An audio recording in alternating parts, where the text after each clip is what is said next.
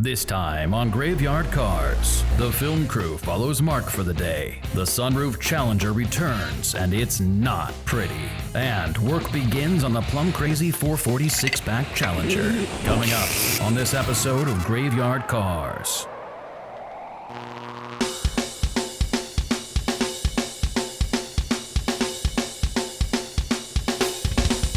In case you missed it, we got the rear valance and bumperettes installed on our 1970 Cuda. I spent time with Allysa teaching her the correct assembly line markings, where they go, and what colors. Will did a beautiful job painting our 1970 Dodge Challenger RT 446-pack in Plum Crazy. And our drivetrain is installed in the 1970 Hemi 4-speed Charger, and it's ready for final assembly. We're getting ready right now to roll in the 70 Challenger 446-pack. I just finished the cut and buff on it. It's gorgeous, and we're gonna roll it in, set it on the bin pack, get it raised up in the air, and the next thing for it is to get the engine and transmission installed.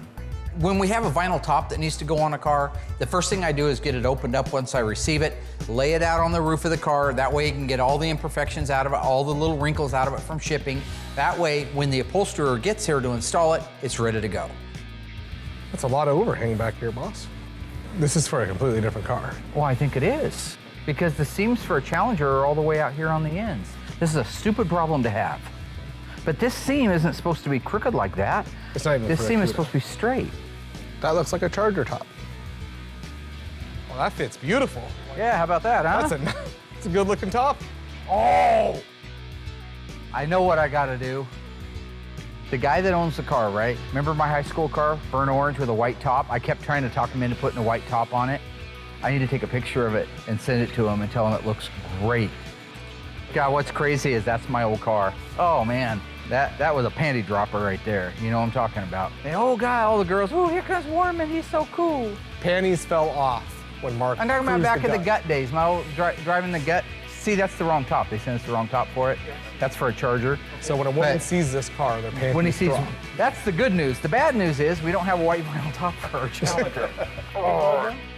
The vinyl top is a bust. That's life. That's a curveball that we get every day at Graveyard Carz. Everybody knows what that's like. Hopefully tomorrow the vendor will have another one in stock that they can fire out. I mean, I hope that tomorrow is a much better day than the end of today was. What are you guys doing? We're here early for DL. He wants to do a follow you around. DL wants a day in the life of Mark Warman. We're gonna follow you around today. I wish he would tell me stuff like that. That was supposed to be like next month. Oh, we're doing it now. Unbeknownst to me, one of the directors, DL, has decided to have the camera crew follow me around for the day. Which is fine, if he would have just told me ahead of time. A year or two ago we did this, and the camera guys had a hell of a time keeping up with me, and I'm twice as busy now. So they need to have their little running shoes on too, because it's gonna be a rock and roll day.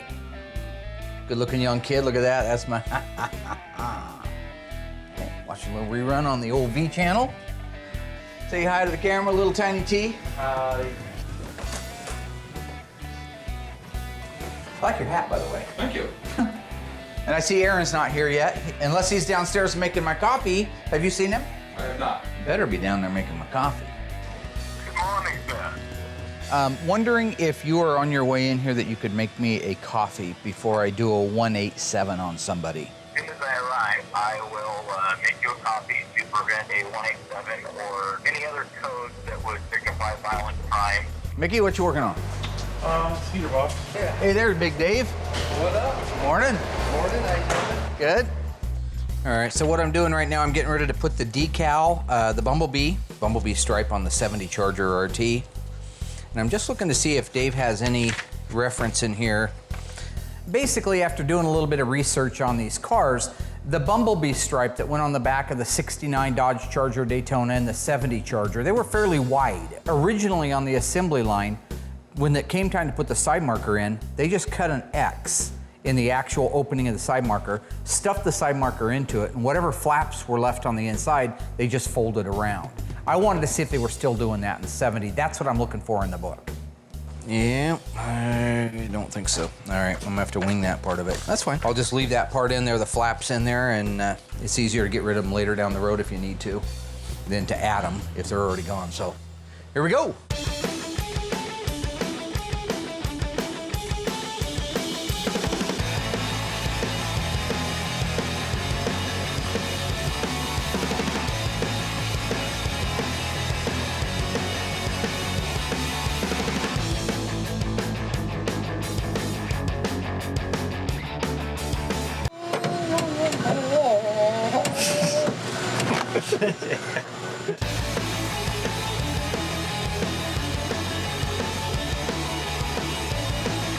Once I laid the beautiful V8X black Bumblebee stripe on the 70 Charger, I couldn't wait to send a picture to the owner. I knew he was going to be excited.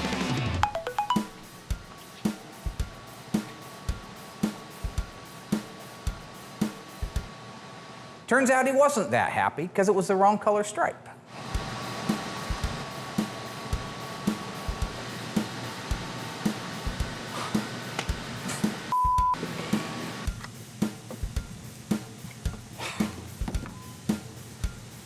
I should have looked at the broadcast sheet. I'm the first one to admit that. However, common sense in my mind was that it was a black stripe. I don't know why in the world I forgot that. But another problem is, if Aaron was here making me my coffee, my brain would be woke up, okay? I wouldn't have these little faux pas. This is also a good time for my brain to start getting kind of fertile too as it starts. Glad you could make it. Did you get the memo that we're still starting at 9 o'clock? It's 9:02. It's 9:02. 9:02, I'm sorry. Yeah, so 9:02. I failed be you. here at 9 o'clock. You know how my idea for a show. Work with me here a little bit, okay? I think it's awesome that Mark built this whole kitchen, and I love coming down here to make coffee because it gives me a break from editing. Mark really takes it as a moment not to get coffee, but to have me cornered so he can just run more and more of these insane ideas for TV shows past me. Name of the show is Current Edition, okay? Race to the Chair. Which aren't really ideas for TV shows. They're just really, really long setups for bad jokes.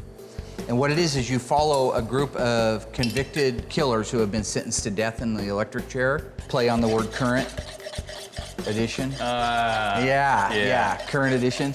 There's no telling how many coffees Mark's gonna have in a given day. We go through a lot. I'll be here all week. And now it's time to install the completely restored dash from Instrument Specialties in our 1970 Hemi Charger RT. I literally have 100 things I have to do today. It's gonna be a real fast-paced day. I hope that the camera guys keep up with it because there's a lot of brilliance happens in the course of a day. I hope Aaron keeps up with me on my caffeine supply, and I hope nobody gets hurt. This incredible story becomes more ghastly with each report. The unburied dead are coming back to life. Okay, how far out would you say? All right, okay. Our Sunroof Challenger is arriving here in a minute. Back from Canada. See how she's fared up over the last couple of years? Probably looks the same way it did when I left. It's been several years ago that my client decided he wanted this Sunroof Challenger. It was a bare bones nothing car. It was just a shell, a fender tag, and a dash VIN. Once we started getting into the numbers, we realized that it was one of one. That meant this car got restored to OE perfect condition, regardless of cost. So we did the body, the paint, the interior. We completely restored the drivetrain. The 440, we had to find one that was the right date code. The transmission, the 8 3/4 rear end, all these things were picked up, purchased, restored, and installed in the car. So that at the end of the day, at the end of the time period, we had a beautifully restored one-of-one FC7 power sunroof Dodge Challenger RT. Well, I'm anxious to see it. There she is, yeah. The guy who we did the car for originally called me up a few months ago, asked if I knew anybody that would be interested in buying it. I helped accommodate the deal. The owner who just bought it wanted us to sign it, go through it, detail it, make sure it looked really good. It had been a year and a half since we'd seen it. Factory sunroof, luggage rack. We're talking about a houndstooth interior, power windows, SE dress set package without the SE, Nice. Bumblebee stripe, FC7, U code 440, power sunroof, all that crazy. That factory V21 is all coded for it, right? That's awesome. But check this out. The car was made so early that they didn't have the flip-top gas caps available. They were in the magazine, they were on the order sheet, but you couldn't get them. So that's why it got that one. This car was built on August 2nd, 1969. That's the very first day of production. Oh, well, wow. technically August 1st is the first day of production, but nobody's seen any August 1st dates. That's awesome. So the car gets back here, I go outside and find out that it won't start. I don't know. Still nothing, huh? Which Mike told me the other day on the radio that it wouldn't start. Well, cars don't brake sitting on the back of a tow truck. When they were driving it off the last trailer to get to mine, it made a weird noise and wouldn't start. Well, everything don't look good. What's that? Oh, no, that don't look good. When he said it made a noise, it definitely should have made a noise. Yeah, there's your problem. and then wouldn't run. Now that we got it inside, it turns out that it looks like the lower end let go on it, which is basically where the connecting rod has come apart from the crankshaft. I don't know why. I didn't actually build the short block on it. I just built out the top end on it. I think just whoever built the short block didn't do it right. Maybe he had too much tolerances in the bearings. Maybe he had the bearings in backwards. Maybe the oil pump quit working. I don't know what happened, but something let go and you can see a hole in the pan.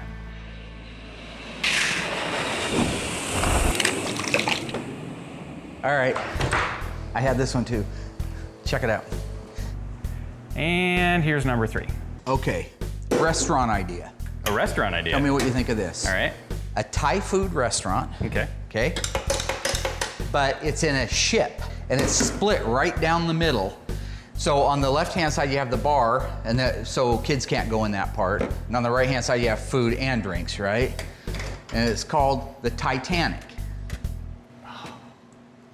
T-H-A-I. Yeah. Titanic. Why do you do this?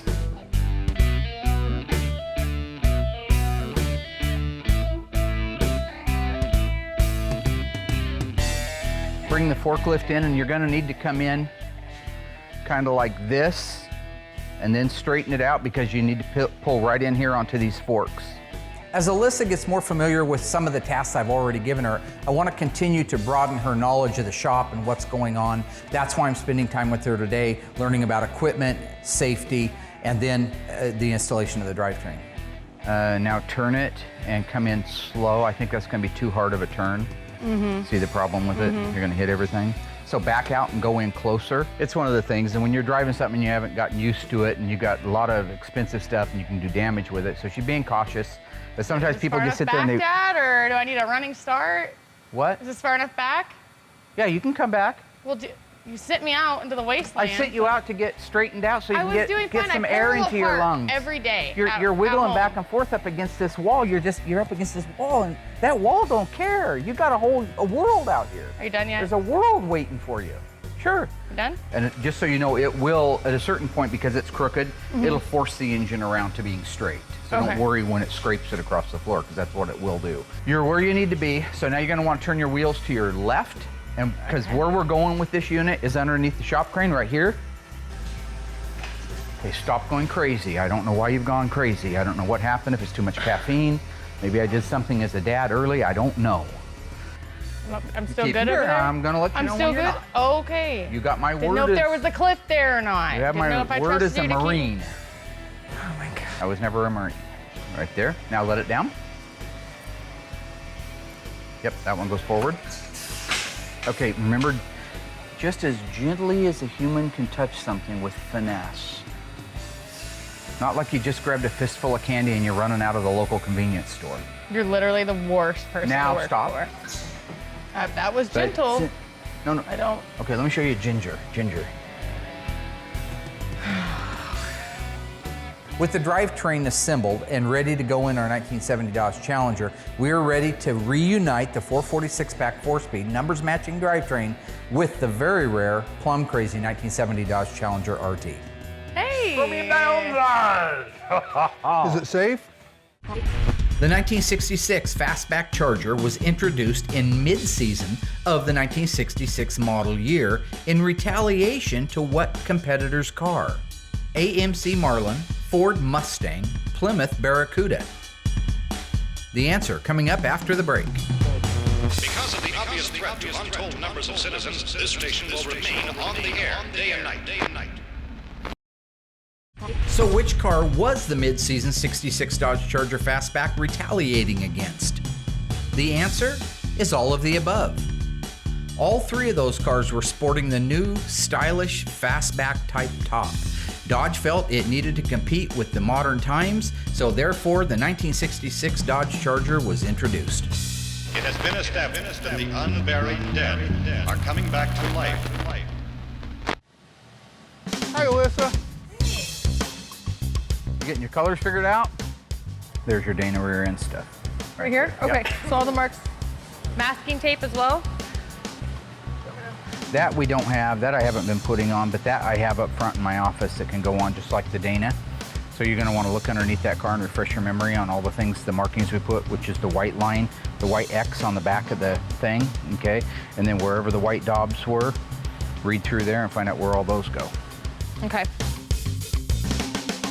Time is of the essence on all the cars that we're working on. The Sunroof Challenger can't be here very long. So I'm gonna grab Royal, go over to the disassembly area, get the car, all the fluids out of the car, get it disconnected, get it ready to lift the engine out of there so we can get it torn down and find out what the failure is exactly and what we have to do to fix it.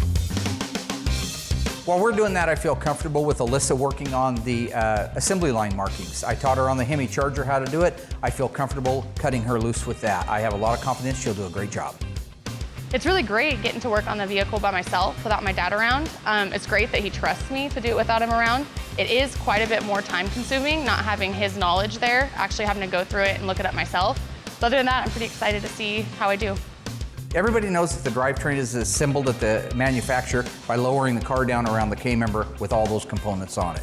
What we're gonna do is we're gonna leave the K-member in the car, the transmission, the drive shaft, all those things hooked up.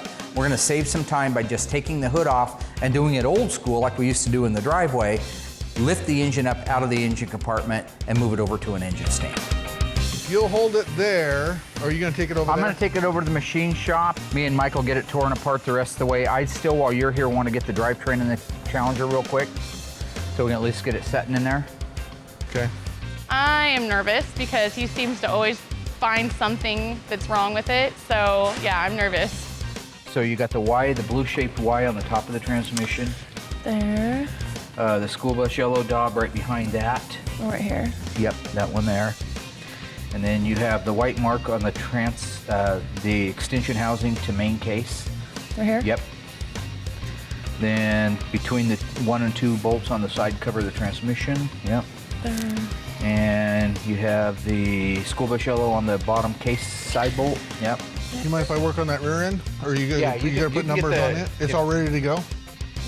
Yeah, it's ready to go if you want to get the nuts off of the front hanger. Did you want to see how I stamp that? Just make sure Yeah, it look good. I'll look The at it. 079 real quick. Oh, good. On okay. this side. Yep. Okay, and you got the differential housing mark right there. Oh, nice. Got the part number right there. Beautiful. Got your inspection marking there. And then we'll do these white daubs on those once they get in and torqued down. And same thing with these once they get in and torqued down. Okay, so Allysa, the last 3 digits of the assembly number in this book, just go, here, I'll show you over here. Okay. But this is the E-body, so go down one more, 426 Hemi and 440. The lettering is blue, 677. Okay. So it gets a blue 677 on the side of the gearbox. Okay. Let them get around here, nice and solid. Don't let it move. Getting pretty good there, youngin'. Yeah. Fruit of my loin, Nope. seed of my Nope. Daughter. daughter. How did I do that? I don't know. Why isn't this together yet? The only thing left is they get a big white X right over the top of those numbers. X, where's that at? Where's that at? Yep, see, you've ripped those, so I hope you're happy. I knew that was gonna get blamed on me. I'm gonna pick up Well, they weren't whole ripped an hour ago. reinforcers. Yeah, they weren't ripped until you went tearing through it. I haven't even been in it. Yes, you I was in were. this book. You buck-eyed. Did you already forget, Dad? Getting that? God, you're a liar and a fat mouth. All right, You're not Get your a hunter? get your daughter. white X out. Get your white X out. We're just making this like butter anymore. It's like the assembly line for us.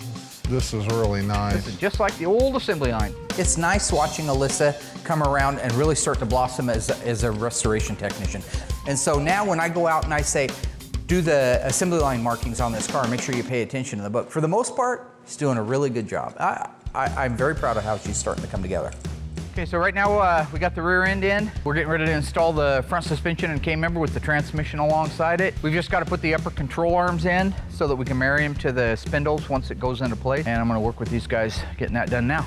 Me and Mike here, we're gonna mount up our tires and wheels for our 70 Dodge Challenger RT 446 pack. All right, let's get these babies mounted and balanced. What do you think? Yep, sounds good. All right. All right. Mike was kind enough to show me how to use our tire machine here. All right, we're gonna put a little lube here on the tires. It helps them go on better without tearing the rubber, which you don't wanna do that. Get that baby down on there. Give it a shot there? Yeah. Oh, first try. Look at that. Part that everybody dreads. Yeah. These are the original tires that came on that car, a Goodyear Polyglass GT G60 15. Make her just like off the factory. That's right.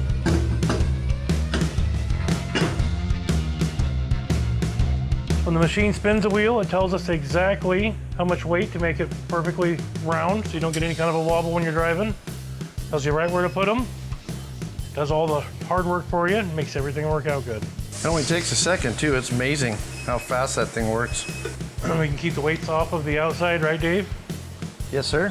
Yeah, we got those sticky weights that go on the inside of the rim, so you don't see the weight stamped on the outside. So, I mean, it's not a real big deal with these rally wheels because they have a beauty ring that goes around the rim. So even if you have those outside weights, you don't notice them as bad. All you can really see is the tab right in there, but sticky weight's the way to go. Just a lot cleaner look. Yeah, they're in little 1/4 ounce increments. Yep, this one takes 2 ounces, so 8 1/4 ounce weights. Just stick right on the inside of the wheel, right there. This incredible story becomes more ghastly with each report. They're coming to get you, Barbara. First thing you want to make sure is you see this bumper stop right here? Yeah. That marries up with that component right there. See that flat spot right there? That's what makes these left and right. So that spot and this ball joint faces down like that. So this goes in, and it sits in here, and then it has bolts that goes through it. And that's what allows it to articulate up and down with the suspension, okay? Makes sense, yeah. So I'm gonna give you that.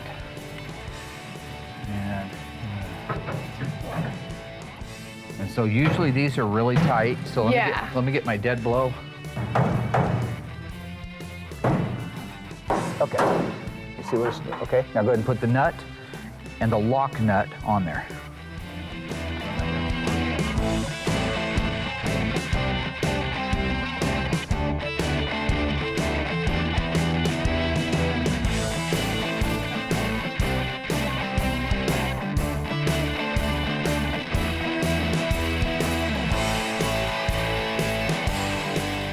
Probably close to get started. Keep coming, looking good, Rollo. Beautiful, look at that. We did really well. We worked on the Sunroof Challenger. We got the 440 HP out of it. I'm sure it's gonna end up needing the short block because it's got a hole through the side of it. Carz 1970 446 pack 4-speed track pack Dodge Challenger has now got its drivetrain in its original numbers matching 440 HP2, but it is the numbers matching original V code 446 pack 390 horsepower and 70 and 385 horsepower and 71 installed in the car with the Hemi 4-speed with the correct numbers on the transmission, which are on the side of the transmission. 677. Beautiful. That's the last 3 digits of the part number. See? C to my loin. Nope. Well, I don't know where you came from. If it Daughter? was I'd like to be referred to if it was the Immaculate as your daughter. Reception, you should be holding out for a lot more money. You know what I'm saying? Daughter would be. Dana is in, all detailed out. Nice job. What's the part number on the Dana? 676. No, that's the part number for the transmission for the Hemi 4-speed for the 70 Charger. What's the part number for the Dana for the 70 Challenger? Don't remember. Okay, and we're ready now to start assembling the rest of the car. Good job. Sounds good, thanks. Nice work.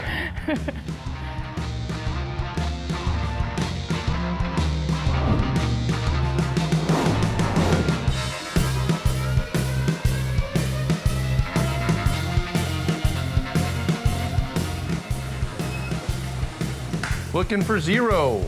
Yeah, perfect. Very nice. But yeah, we're not going to put our love rings on and center caps because the wheels will be coming on and off the car. We don't want to bang those up, so this will get us until we're about ready to finish her up. Perfect. Let's go put them on. Nice.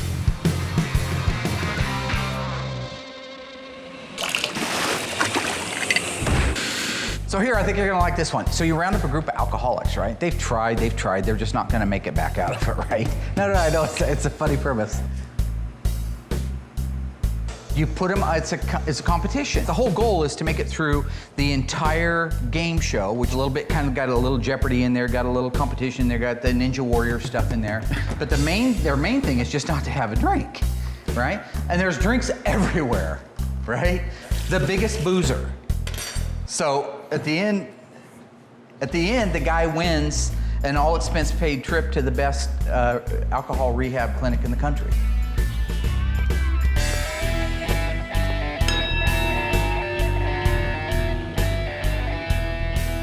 What we're doing is getting ready to disassemble the 440 out of the 70 Challenger sunroof car.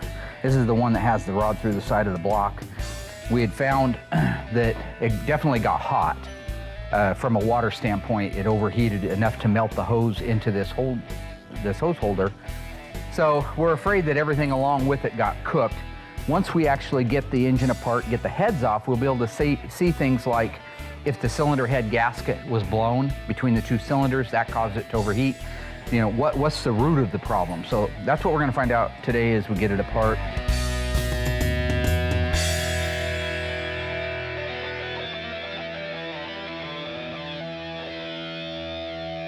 This station will remain on the air day and night.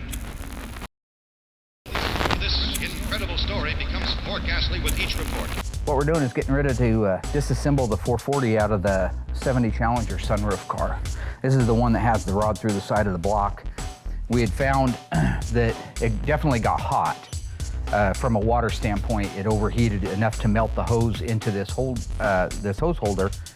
So we're afraid that everything along with it got cooked. Once we actually get the engine apart, get the heads off, we'll be able to see things like if the cylinder head gasket was blown between the two cylinders, that caused it to overheat. You know, what's the root of the problem? So that's what we're gonna find out today as we get it apart. The only upside to any of this is there's 67 miles on this engine.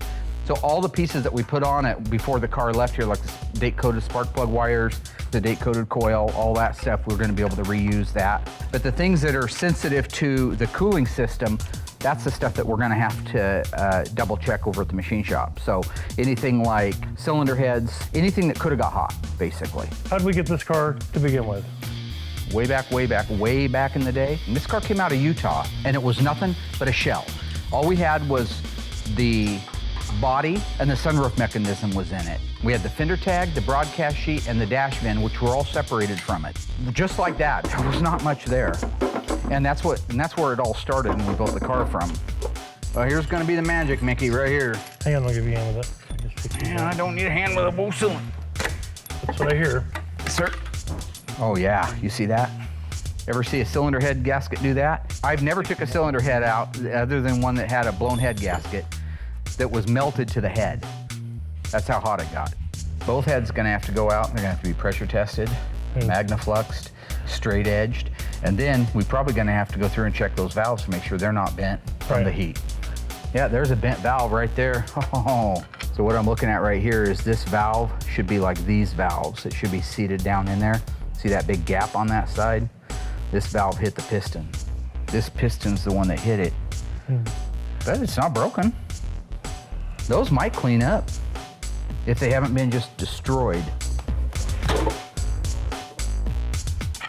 And that's the side that we have the hole out through the side of the block, right? Yeah. And it's melted to it too, the cylinder head. So no doubt, it got hotter than hell.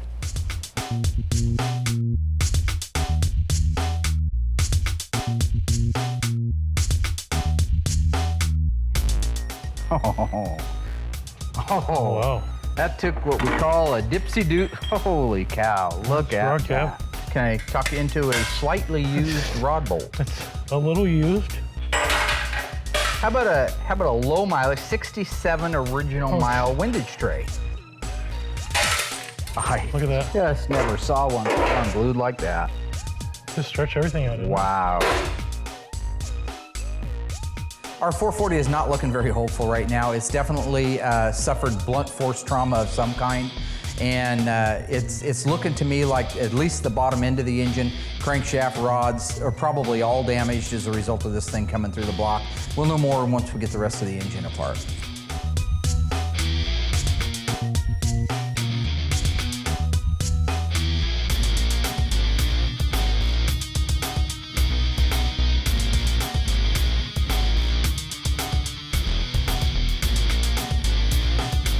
classic employee. So the guy who's driving the truck says, and you heard it from his own lips, Yep.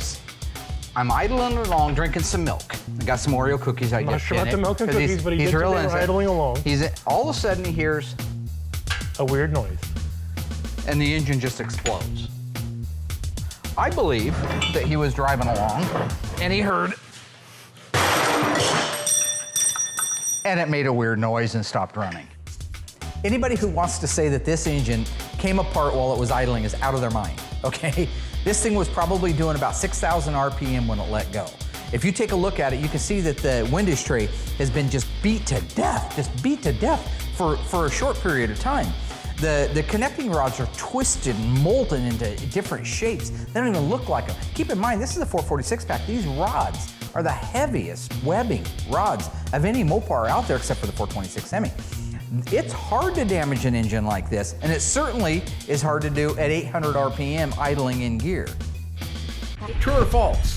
In 1968, the NASCAR-inspired Dodge Charger RT failed to beat the Ford Carz on the high bank oval tracks. The answer coming up after the break. They're coming to get you, Barbara.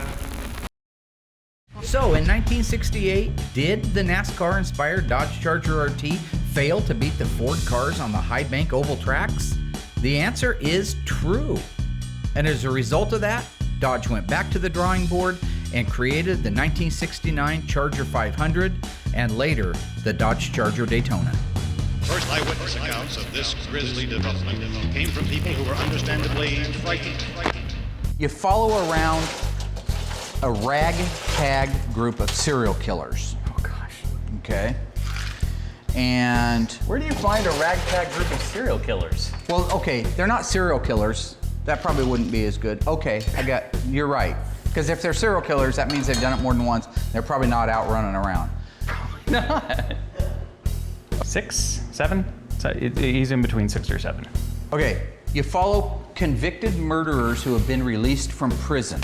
Okay. They've done their time all right? You round them up, and that's the competition, okay? We're gonna take 5, make it easier. All right. 5 convicted murderers, and they are going to go independently. Each one is gonna have a soft serve ice cream truck, and they drive through the neighborhoods. And at the end of each day, they do a tally. It's kind of like that taxi cab confessions, right? So whoever collects the most at the end, you know, I sold $20 worth of ice cream. And it's called Killing Me Softly. Oh boy. Because of the soft serve, you got softly, right? You could even use the song from Roberta Flack, actually.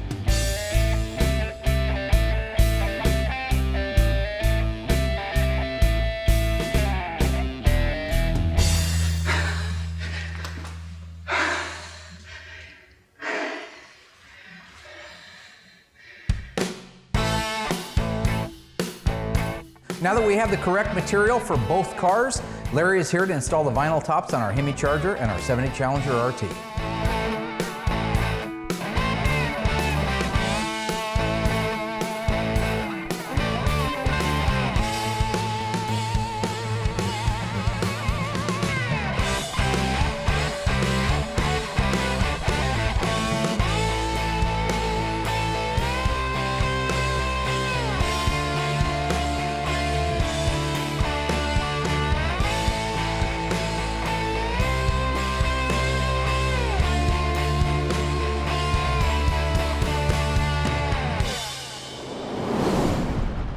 Today, Royal and I are working on the 1970 Dodge Challenger RT 446 pack 4-speed through Dana. See, he's wearing his commemorative purple Graveyard Carz shirt. 4-headlight system. What Barracuda had a 4-headlight system? What year? 71. That's my boy right there. Otherwise, all Challengers 70 to 74 had a 4-headlight system, so that was what made that unique. Anyway, we're hoping to get the bumper on, exhaust system on. We have wiring under the hood to do, vinyl top moldings, and then there's about a half a dozen small things underneath the car that we need to get buttoned up. But that car's moving along really fast. We're doing awesome on it. It's a beautiful car. Would have been nice if you had been here all week helping out, but I appreciate everything you do for me. Thanks, buddy. Let's put this car together. Beautiful, look at this. You gonna make me crawl in there? Well, and you're gonna need to be inside the car to bolt these ones down inside the sail panel area. I'm sorry. I know. I'm gonna let you do the not as intelligent end. No offense. I just want to make sure. I'm the guy that has to repaint it. Actually, Will is. Will did a nice job on this. For his first car back, he did really good. The white and the chrome, it's really stunning. And these things clock in a way that you know you got it right, meaning because of the arc of the quarter panel where it meets the roof right here, you can rotate this just a little bit each way and find that sweet spot where it fits like it's supposed to. Right there's about it. So can you get that first one on? Oh man. Piece of welding. Welding slag? Well, it's a wire. Those are great, right up the fingernail. Yep. Here's the thing, putting vinyl top moldings on, body men don't always take the time to look out for the guy that's got to assemble the car later. And so inside there, where the clip goes, there's a stud on the clip, and then it has to have a nut put onto it. That's what retains it in place. There's welding slag where the quarter meets the roof on this one, and that welding slag is in the way of him being able to start the actual nut on there.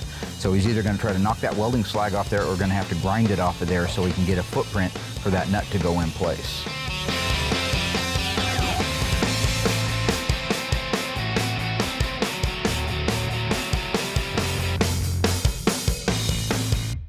Because of the obvious threat to untold numbers of citizens, this station will remain on the air day and night. This incredible story becomes more ghastly with each report. All right, good job, Rollo. So Nice. the vinyl top moldings are on. Man, now this is interesting. It's something I want to talk about. That's stunning. More cars were made back in the 70s, 60s, and 70s with vinyl tops. I mean, it was a cool look. I mean, you expected almost to see a car with a vinyl top. Today, no cars have vinyl tops. But to put into perspective the rarity in that, most of these cars that were Plum Crazy would have had a black vinyl top. This one was optioned with the V1W. V1 means your vinyl top. The W, the suffix number or letter, is your color. So V1W would be white. V1X was from the TX9 black paint code on the Mopars, which would have been black. If you had a yellow roof, it would have been a V1Y, and so on and so forth. Now the V1G was the only code they had for the black gator grain top, which is an exceptionally rare top, very desirable, looks exactly like alligator hide, V1G. But the rarest, I think, of them all are the painted roofs, the V02. If you got a V02, it meant that the car was a two-tone. Very rarely do you see a Challenger two-tone. And you don't even think of it as a two-tone when the top's a different color than the rest. You just think of like a poverty version of a vinyl top. Yeah. But it actually was the early version of a two-tone paint job, where now they would split it down the middle and do it. Yeah, it's kind of an interesting thing. Or do they have the mod top in 7? They had the mod top in 70 on the Plymouth. They didn't offer it in the Dodges. You got me. It's okay, you're doing a good job, Rollo. We got all the exhaust system out for the Challenger right now. This is unique to the 446 pack. The 444 Bro used a different system, and the Hemi used a different system, as did, of course, the LA engines and the 383s. But this is unique and correct for our 6-pack Challenger. We've got it laid out, inventoried, and we're getting ready right now to install that on our 1970 Dodge Challenger RT 446-pack 4-speed. What gear ratio? 323. Oh my God, they put an 8 3/4 in this car? That would be a Dana 855. Or a 355. Holy cow, it's never gonna drive. 354s. I don't know. I think you're hungry. I'm starving. But look. Left header pipe, piece of cake. Put this on the left side. Which way is it? Left Driver's side is the left-hand side. Always the left-hand side. Everything's from the driver's seat. Always from the driver's seat. Always from the driver's seat, buddy. Where's the next pipe at? Right here, Andy. Oh, you just make me so mad. I want to bash your skull in.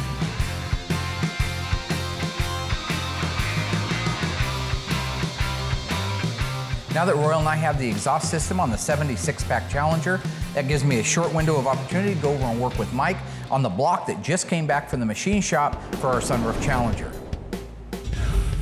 Do you mind if we put this motor together to you? I don't mind at all. I don't know why you're milking it so long. I'd like to put exhaust manifolds on it, get the intake on it, get it over and get it painted. Well, yeah. You know, with the catastrophic failure of that engine, there was very little we could save. Basically, I had another F440 HP block that was date coded correct for the car. I donated that to the cause. I had another set of rods, another crankshaft, but we ended up having the machine shop completely build a new long block for this thing. That's what we're working on now. To date right now, I've got about 30 years, 3 decades under my belt. This is without a doubt the most grenaded engine I have ever seen in my entire life. Let's put the spark plugs in now. Should I put some on the seal? Okay, scream over the top of me. Okay. Yeah, if you have some assembly lube, that'd be great. Right there behind you, Vinny. Oil work? Oil would work too, whatever you want to use. These spark plugs were actually installed when the engines were painted. And all they did was they taped off the end of the electrode. Pretty cool, huh? Little piece of trivia there for you as you're trying to walk in the master's footsteps. Follow the Shaolin priest. Everything went together real well on the 440 engine for the sunroof car. Only real hiccup was the intake manifold. Didn't get shipped back with it. That's the correct 4-barrel intake manifold. Didn't get shipped back from the machine shop, so we gotta wait till tomorrow to go pick it up. That's gonna put us back a day on painting. But after that, we can get that engine painted and ready to go back in the car. Mark, why'd you move the car? What? You have the white stripe on there. We were gonna film that. I told you I was putting it on Sunday. So, we don't show up on Sunday. No. We've never shown up on You're Sunday. half right. I show up on Sunday. You guys never show up on Sunday. For 4 years, we have never shown up on Sunday. Right. But you continue to do work on Sunday. I do. And I will continue to do it on every Sunday. You realize we're trying to make a television show. I got a question for you. What color is that outfit you got on? So what do you want from me? I want to know when you're going to do something significant to Carz so we can film it. Would you like me to tell you when I'm going to do something on Carz? That'd be good. Okay. I mean, I thought we worked this out. Of course, I will tell you when I'm getting ready to work on a car. Yeah. Okay? Okay. But you have to ask me nicely. Okay. You see, Sammy, I can handle the bullets, the bombs, and the blood. I don't want money, and I don't want medals. What I do want is for you to stand there in that funny brown outfit and with your Harvard mouth extend me some freaking courtesy. Okay. You have to ask me nicely. Okay. I thought I did every day. Hey, Mark, what are we doing today? How can I help you? How can I help you make a good television show where we film stuff like, you didn't get the reference to A Few Good Men. That was Jack Nicholson when they were sitting down. Aaron? Are you drinking more coffee? Yeah. Hey, Aaron, did you see sure that you need scene in A Few Good Men when Jessup's saying that one thing? Well, we got a white stripe. Glad we didn't get footage of it. Looks good. There it is. Yay. Aaron, I got it. By the way, 2.5 shops this time. Okay, here's an idea.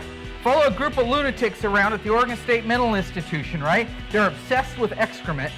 The name of the show is One Flew Over the Poo-Poo's Nest. Where is he? I was gonna... It's over there, it is. Aaron, I had an idea for a show.